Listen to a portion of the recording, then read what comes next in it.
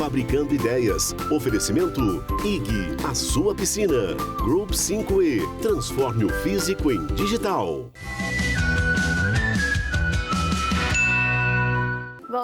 Bom dia, Fabricando Ideias no ar com você até as 9h30. Fica aqui comigo que hoje o programa tá muito legal sobre maternidade. Então hoje a gente vai aprender muito aqui com os nossos especialistas. Antes eu ir aqui para minha primeira convidada de hoje aqui, eu vou falar do café, né? Lá do Rei do Pão de Queijo. Dá tempo de você ir lá pegar um cafezinho para tomar aí na sua casa ou ir lá tomar o café com a sua família, né?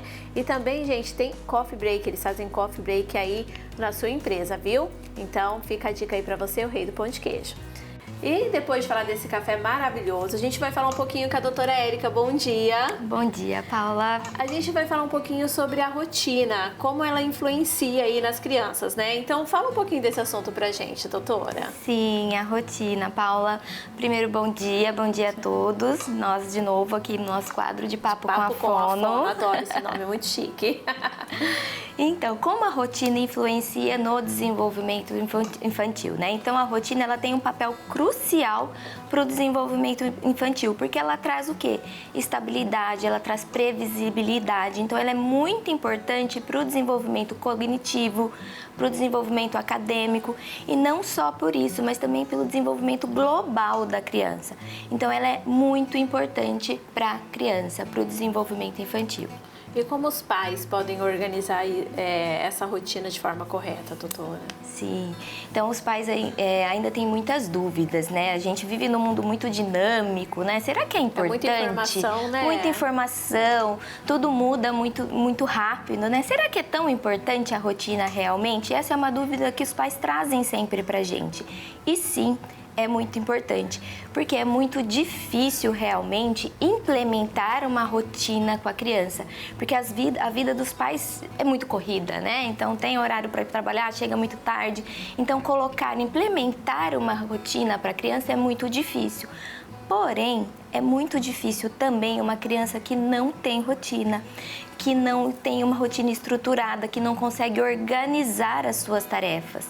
Daí dá para a família, né? Qual que é o seu difícil? Que difícil você vai escolher? O difícil de realmente implementar essa rotina e a médio e longo prazo ter muitos benefícios, porque a criança vai se organizar melhor, vai se desenvolver melhor, ou o difícil de manter sem a rotina e viver nesse dia a dia realmente mais desorganizado, em que a criança acaba tendo dificuldades nesse desenvolvimento. E aí tem dificuldade em tudo, né? Ela não consegue, acaba desorganizando a escola, acaba desorganizando, porque ela não mantém aquilo ali todos os dias, né? Sim, então a rotina, ela não vai trazer uma organização só para o conteúdo acadêmico, né? Então não é só ter a rotina para estudos, mas ter a rotina, a criança precisa de rotina para dormir, para acordar, para se alimentar, ter a hora para brincar, né? E ela precisa ter isso para o desenvolvimento, é extremamente essencial. Então, como organizar isso? A criança tem que ter previsibilidade. Então, é muito difícil a gente falar assim para a criança, ó, você vai assistir o seu vídeo meia hora que depois a gente vai fazer a tarefa. Isso é muito superficial para a criança, né? A criança não consegue entender. Meia hora? O que é meia hora para uma criança de 4 anos, por exemplo? Né? Você pode deixar ela 5 horas assistindo a TV. A hora que você chegar e falar, vamos fazer a sua atividade que a professora mandou da escola, ela fala, não, mas eu não brinquei ainda, né? Então a criança precisa ter parâmetro. Olha, você vai assistir esse vídeo. A hora que esse vídeo acabar, a gente vai fazer a tarefa. Porque ela precisa ter essa previsibilidade para que ela consiga aceitar e consiga introduzir as outras tarefas no seu dia a dia, né? E quais são os benefícios, doutora? Benefícios, tanto acadêmicos, a literatura nos traz que realmente a criança que tem o horário de estudo, que tem o horário de sono, que tem o horário para se alimentar, o horário para brincar, ela tem um desempenho acadêmico muito melhor. A literatura já nos traz isso. E não só acadêmico, um benefício emocional também. Porque se ela tem previsibilidade, ela sabe o que vai acontecer, a criança se sente muito mais segura. E muito mais segura para enfrentar desafios não só dentro de casa, Porque às vezes o pai fala, tá aqui comigo, né? Eu cuido, mas essa criança vai estar em outros ambientes. Então, na escola, numa festinha, na casa do amigo. Então, a criança que tem estabilidade, que tem segurança, ela consegue enfrentar esses desafios de uma maneira muito mais eficaz e eficiente. Certo, perfeito. Então, o negócio é pôr a rotina na criançada. Sim, é difícil, mas a gente precisa colocar essa rotina. É difícil no começo, mas se você tem aquela, todos os dias, você colocar assim, durante uma semana, 15 dias, doutora, a criança já conseguiu organizar na cabecinha dela, muitas famílias desistem muito no primeiro momento, né? A primeira semana, a segunda semana vai ser desafiadora, mas depois disso... Vai, exatamente. É muito melhor. Obrigada, doutora. Obrigada. Eu vou para um comercial rapidinho e já volto.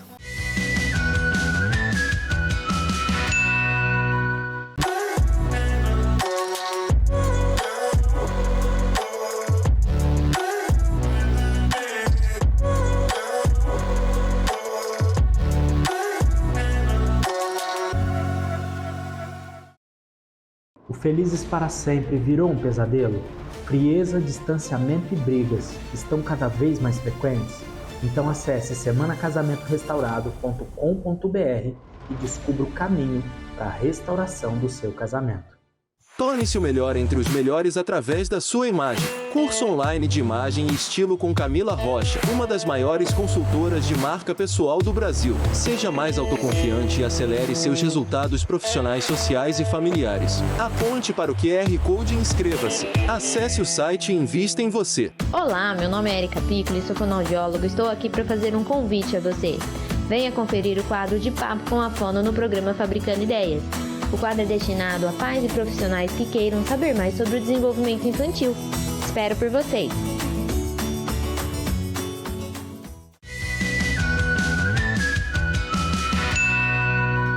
Voltando agora para o nosso segundo bloco, eu tô aqui com a Camila, com a doutora Camila Franzin, nossa amiga. Bom dia! Bom dia, Paula. Ó, o tema que você trouxe hoje aqui é bem legal, né? Porque tem tanto agora sapatinho para criança, tem salto para recém-nascido, não sei, tem tudo. É um desespero, É um desespero, porque a gente, como mãe, a gente não sabe o que usar certo, né? E fala pra gente, então. Bom, sempre um prazer estar aqui, né, Paula? Eu adoro. Quando eu pensei nesse tema, eu falei, preciso falar sobre os pés. E aí me veio várias coisas e conversei bastante com as mamães, pés pro lado da doença, pés pro lado da prática. Vamos no prático, que é o que as mamães querem saber, né? Os sapatos, gente. A gente tem que pensar que o pé do bebê é um ponto muito delicado em desenvolvimento, no início da vida, né?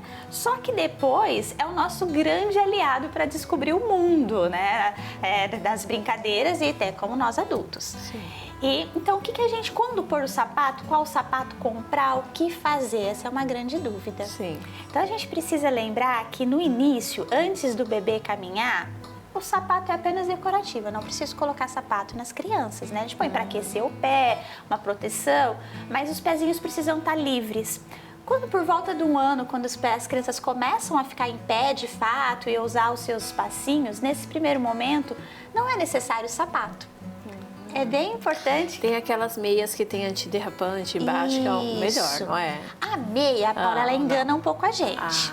Por quê? O pé, ele tem muitas terminações sensoriais ali, ele nos comunica muito com o mundo e os sentidos. Então, a gente precisa que o pé pise, entenda o chão. Então, se é uma grama, se é um tapete, se é um piso frio, um piso mais quente, ele precisa sentir isso. E quando a gente coloca a meia, o bebê não sente tanto isso. Então, claro, um dia tá mais frio, nós vamos colocar uma meia para proteger o pé. Mas que boa parte do tempo, as experiências com o piso, com o chão, seja realmente sem sapato. E depois, quando a marcha já está um pouco mais estabelecida, né?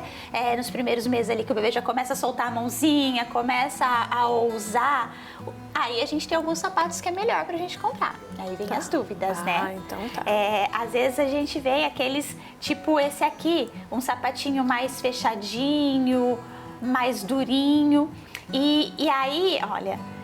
Só que ele não tem uma flexibilidade muito boa aqui solinha. Então ele é um pouquinho mais duro, né? Então qual o sapato ideal? A mamãe precisa pensar o material que é feito. Então o material é um couro, lona, tecido, materiais que deixam o pé transpirar. Né? Então aí aqueles de plástico já não é legal. Já não é muito legal, né? O pezinho pode ficar mais úmido, escorregar, ter até os fungos. Então já seria uma outra situação que nesse então momento não é muito legal. Tá.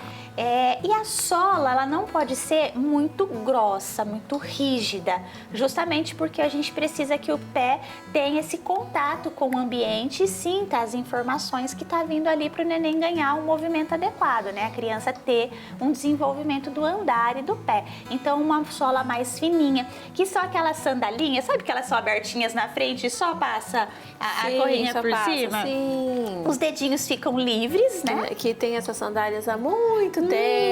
Quando a gente vê, a gente fala, nossa, é um neném meio retrô, né? Uma criança que tá... Exato. Ela é antiga, mas ela é ideal, porque os dedinhos ficam livres, não temos contenções, né? Tá. Ele pode abrir, então ele vai organizando o pezinho e a sola ela é bem flexível, né? Como é essa outra aqui que nós temos, ó, é uma sandalinha já de uma criança maior, ela é aquele outro tipo de material que ela é bem flexível, ó. Então a criança consegue ter movimento com o pé. Né? Ótimo suas explicações, você arrasa. Ó, então agora, tô indo comprar um sapato, tem que ver as dicas. Se você tem uma vizinha aí que tem bebê, corre, manda depois o programa, vai pro YouTube pra ver as dicas pra comprar certinho o sapato, né, doutora? Isso aí. A gente não pode esquecer que a criança, ela vai estar evoluindo para aprender a andar até os 3 a 4 anos de idade. Estamos em desenvolvimento isso, então os sapatos é fundamental. Então, tá bom. Muito obrigada, doutora. Eu te convido, não sei se você come aí carboidrato à noite. A doutora Eliane deixou um vídeo pra gente sobre carboidrato à noite. Olha só. Hoje nós vamos falar um pouquinho sobre alimentação. E um tema que existe muita dúvida é esse mesmo, Paula. É sobre comer carboidrato à noite. E aí sempre vem aquela dúvida, por que comer carboidrato à noite engorda? Será que engorda mesmo? Né? E eu sempre falo assim, se o pãozinho do café da manhã continua sendo o mesmo, muda comer ele à noite, sendo que a caloria é a mesma? Então a gente precisa entender que alguns alimentos, eles fazem diferença no emagrecimento em determinados horários e ele continua tendo a mesma caloria. Então o pãozinho do café da manhã vai ter a mesma caloria à noite. Porém, existem algumas alternâncias no nosso organismo com relação ao nosso ritmo circadiano, ao nosso ritmo de produção e liberação de hormônios e de enzimas. E aí é onde faz toda a diferença você ingerir um carboidrato ou um alimento, uma proteína em determinados horários. Então, existe o ritmo circadiano, nós produzimos alguns hormônios durante o dia, outros hormônios durante a noite. E essa produção, ela precisa ser preservada.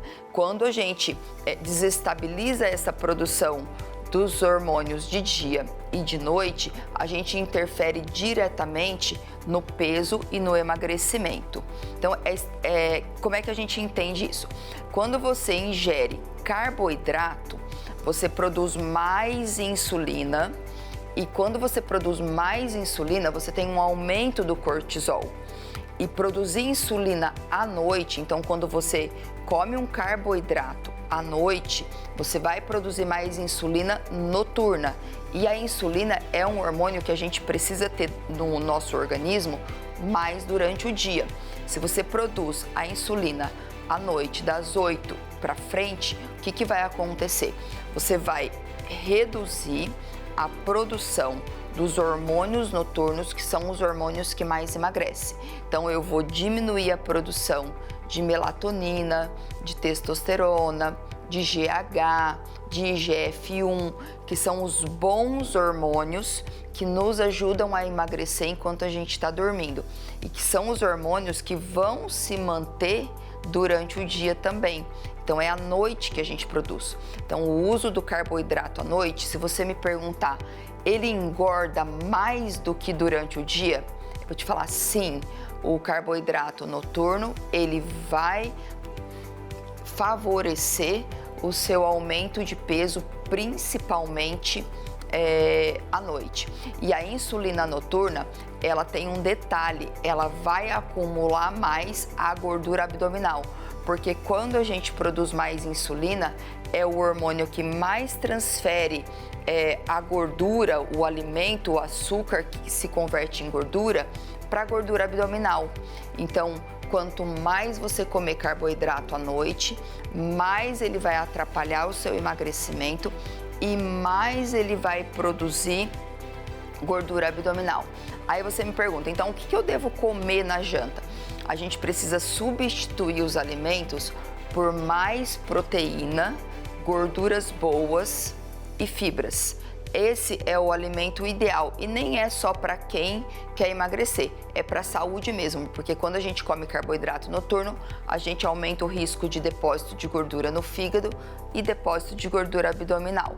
Então, o ideal é a gente comer mais proteínas, então, o grupo dos ovos, frango, peixe, até carne vermelha, legumes e salada. Esses são os alimentos ideais para a noite. E aí você pergunta, cuidado com os carboidratos, né? Que o pessoal me pergunta. Então, a tapioca, cuidado com esses alimentos, por quê? Porque às vezes a gente confunde alimento saudável com carboidrato, tá? Então, assim, tapioca é um alimento saudável, a batata, a mandioca, mas eles são carboidratos e eles também vão induzir a produção de insulina.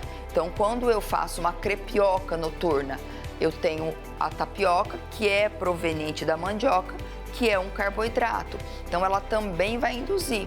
Então, apesar de ser um carboidrato mais saudável, também é um carboidrato que vai induzir a insulina. Então, todo carboidrato vai induzir a produção de insulina, que vai interferir no emagrecimento. Obrigada, doutora Eliane! E agora eu tô aqui com outra doutora, né? Pra gente tirar aqui todas as dúvidas, você tá aí tomando seu cafezinho, pra gente ficar bem informado nessa manhã de sábado.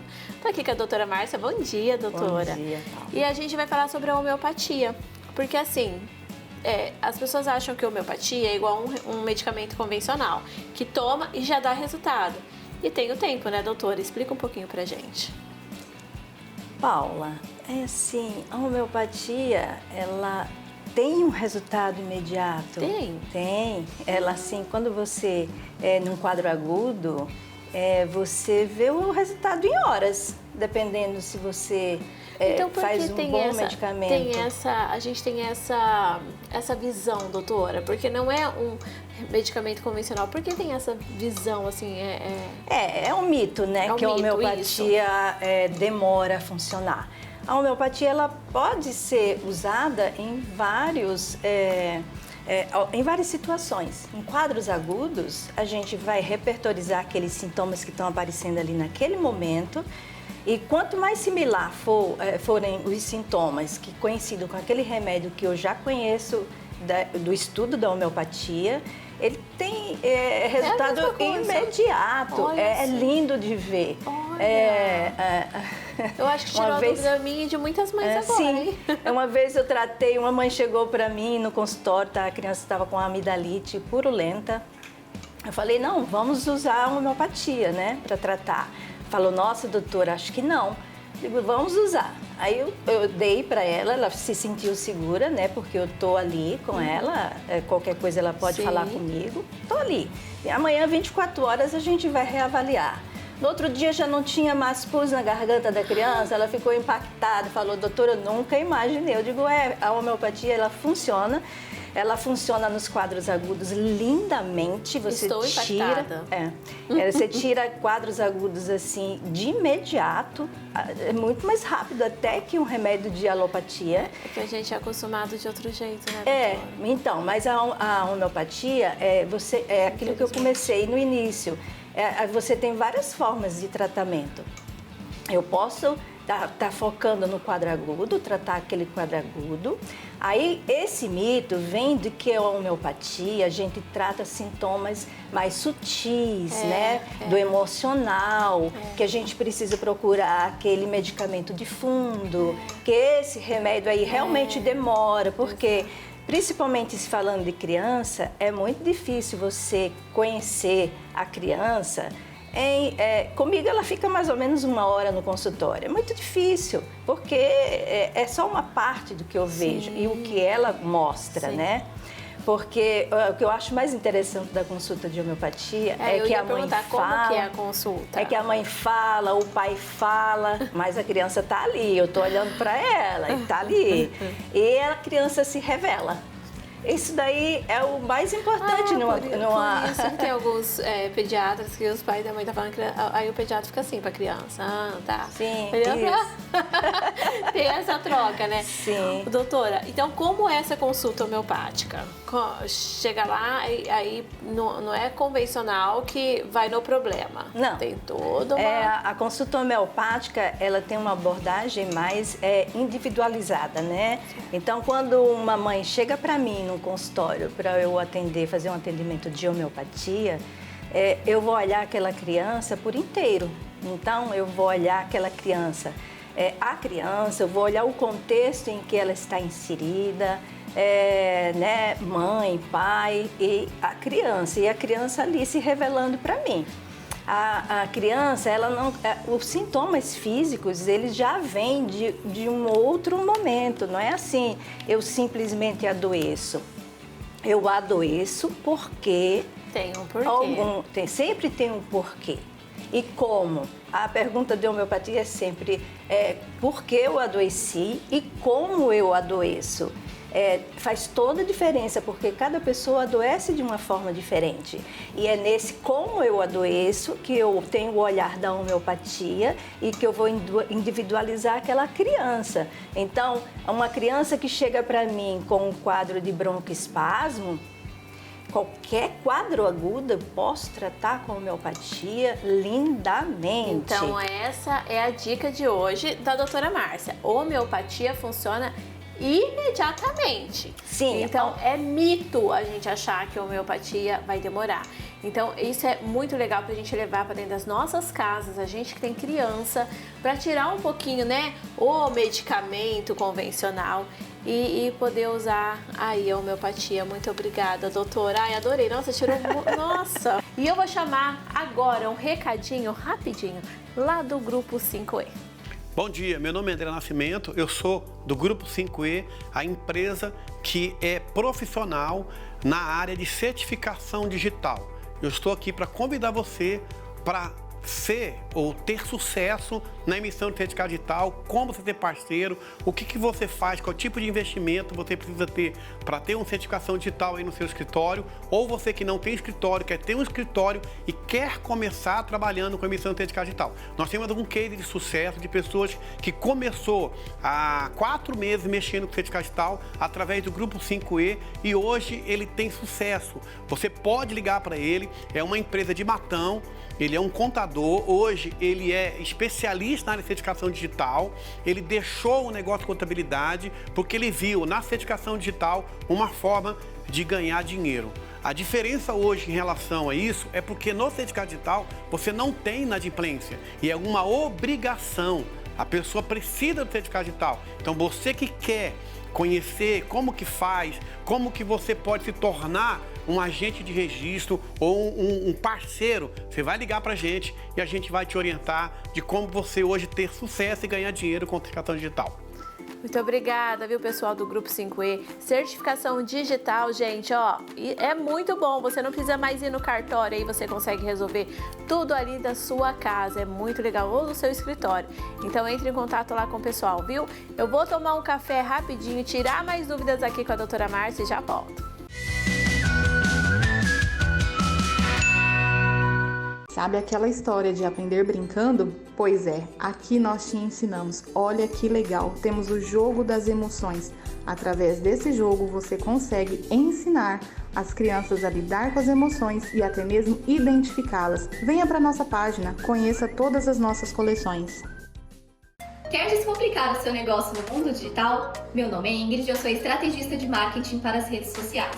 Meu objetivo é entender o seu negócio e oferecer soluções personalizadas. Acesse meu Instagram e descubra como podemos te ajudar. Um escritório de contabilidade feito para você. Venha abrir sua empresa com a Contab.com. Nossa equipe está preparada para te atender de forma humanizada e sem complicação. Venha para a Contab.com. Conheça a Clínica Top Body, a sua clínica completa em Jales e região, trazendo qualidade de vida, estética e saúde a um preço acessível e com profissionais altamente qualificados. Aqui temos os equipamentos mais modernos para estética facial e corporal. Tem programas de emagrecimento saudável com os melhores profissionais. Saiba mais sobre a Clínica Top Body. Com a certificação digital, você pode formalizar um contrato à distância. O Grupo 5E oferece parcerias lucrativas. Indique certificados, amplie seus ganhos e torne-se uma autoridade de registro. Junte-se a nós. Visite o nosso Instagram para saber mais.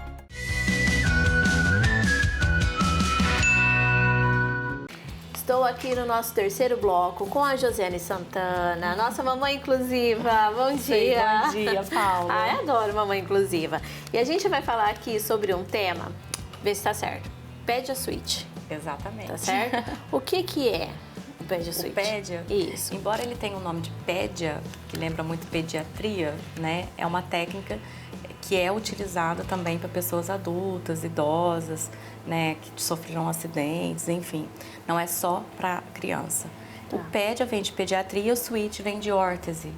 Então, é uma técnica que possui uma órtese dinâmica, que é colocada no corpo da criança, tem a joelheira, né, tem a parte do membro inferior e a parte do membro superior. Ela contém uns elásticos que fazem com que a criança tenha os movimentos de forma dinâmica, porém ela tenha uma ação da gravidade mais favorecida por esses elásticos, né? E essa órtese permite que a criança, dentro de uma gaiola de atendimento, né, que a gente utiliza, ela seja uma criança que favorece os movimentos de forma lúdica, né, interativa, sendo assistida pelo fisioterapeuta, pelo terapeuta ocupacional, pelo psicopedagogo, né, numa equipe multidisciplinar, pela fono, de forma que a criança pode realizar os movimentos de forma mais independente, porque ela fica em pé sozinha, ela tem uma sensação de conseguir ficar em pé sozinha, ela pode utilizar uma esteira, né? Então, uma criança, mesmo que ela não tenha uma qualidade de marcha, né, independente, ela experimenta a marcha, né? Então, ela fica de forma que a gente fala que favorece, né, todo o processo respiratório, de deglutição, uma experiência de ver um mundo sobre outro ângulo, né? Sair da cadeira. Então, esses são os benefícios. Exatamente. Além disso, né, ela favorece o ganho de massa muscular, porque a terapia, ela vai proporcionando isso ao longo do tempo, né? A gente realiza a técnica Monkey, que eu brinco que é a academia dentro da gaiola, né? Que é a academia da criança. Então, esse ganho de massa muscular vai favorecer com que ela tenha qualidade de movimentos fora do ambiente terapêutico. E o Pedia, ele é diário, 4 horas por semana, um total de protocolo de 80 horas por mês. E qual momento que a mãe sabe que pode ir atrás dessa técnica, é técnica que fala? Para o seu filho? Então, a partir do momento que a mãe percebe, né, que a criança já fez terapia, ou ela já nem quer, porque tem um Pedia Baby também, ela nem quer as terapias tradicionais, porque antigamente a gente só fazia as tradicionais, né, de 30, 40 minutos, tinha o hábito de achar que a criança ia cansar, né? Hoje não, hoje os estudos científicos já mostram que o tempo extenso de terapia favorece mais do que aquele terapia de 2 vezes na semana de 30, 40 minutos. Isso porque tem que ter uma constância. Tem que ter uma constância. O cérebro, ele vai registrar e a musculatura também, né? Os mecanismos fisiológicos e tudo. Então, a mãe, hoje em dia, ela já tem mais acesso a isso, ela já procura. Então, qual que é o caminho, né? Sim. É procurar a clínica, fazer uma avaliação, procurar um médico, ter uma indicação e ver a qualidade, né, de atendimento que aquela criança vai ter com os resultados. Não é indicado em crianças e pessoas que têm síndromes degenerativas. O paciente que tem síndrome degenerativa, ele não é indicado. Mas paralisia cerebral, síndrome de Down, até o autismo, pessoas com dificuldade de marcha, enfim. É um leque muito só grande. Criança. Não é só criança. Na clínica a gente já teve adulto tetra, idoso, pós-AVC.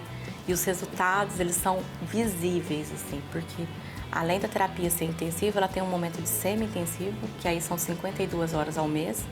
E durante 2 semanas ela diminui para poder ter um ganho de massa não prejudicado e recompor, né? E a gente tem paciente que já faz há mais de ano e o resultado de marcha, de desempenho funcional é muito bom. Então, olha só, você acha aí que, ou você conhece alguém que tem uma criança ou, né, um adulto aí precisando dessa técnica, entre em contato lá com a Clínica Inclusiva, que aí eles te informam certinho, aí você leva lá, né, faz uma avaliação para ver como é, porque, né, trazendo qualidade de vida aí e um resultado rápido. Exato. Né? Não é rápido, mas é consistente. É isso, na constância ele acaba aparecendo, E aí, assim, né? tem estudos que falam que 1 ano de fisioterapia equivale a não sei quantos meses de PED, com a redução. Né? Então tá, muito obrigada. Obrigada. Eu vou convidar você pra gente aprender a fazer um arranjo com a Carmen da B Casa, olha só. Oi, Paula, é isso mesmo. Hoje nós vamos estar falando sobre arranjos florais. E para começar, nós vamos estar montando esse lindo vaso aqui, um arranjo com flores permanentes. Tá? Vamos só colocar. Vocês sabiam qual a diferença da flor permanente com as flores artificiais? Hoje se falam mais em permanente. Por quê? Justamente porque elas têm um toque real, tá? Então, por isso elas parecem bem com a natural. Aí aqui nós vamos colocar as folhas de orquídeas.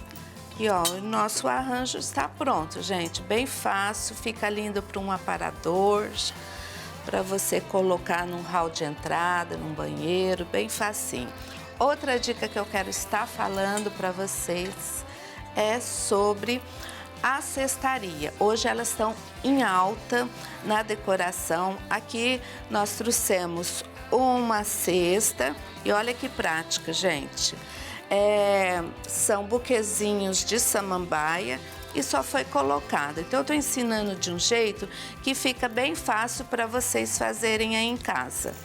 Não tem problema, caiu uma aqui, mas você, ó, olha que bonito que fica. Lavabo, varanda gourmet, fica super bonito mesmo no chão, tá? Outro exemplo que eu quero falar hoje para vocês também é sobre os vasos que vocês têm em casa.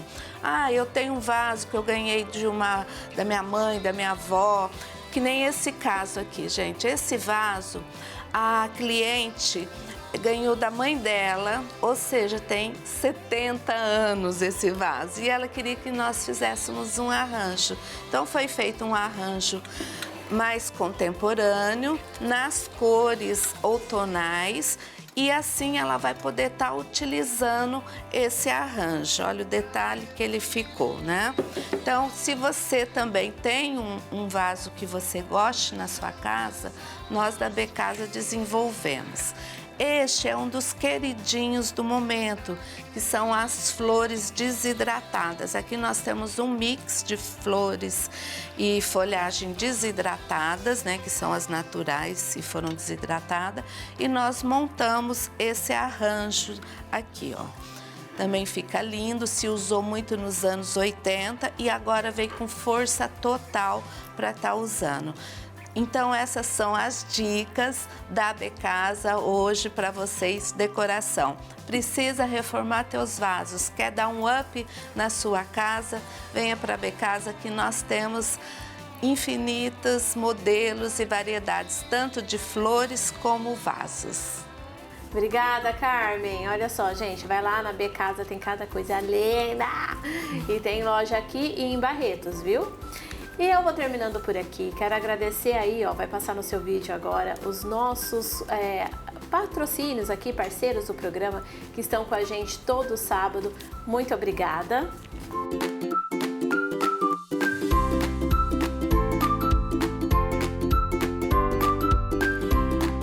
Desejo para você uma ótima semana, um sábado maravilhoso. Amanhã mais uma oportunidade aí para a gente começar uma semana e ter um monte de sucesso aí. Ergue a cabeça e vamos embora. Vamos falar tchau juntas hoje? Um ótimo final de semana. Tchau. Tchau, tchau. Fabricando Ideias. Oferecimento IG, a sua piscina. Group 5E. Transforme o físico em digital.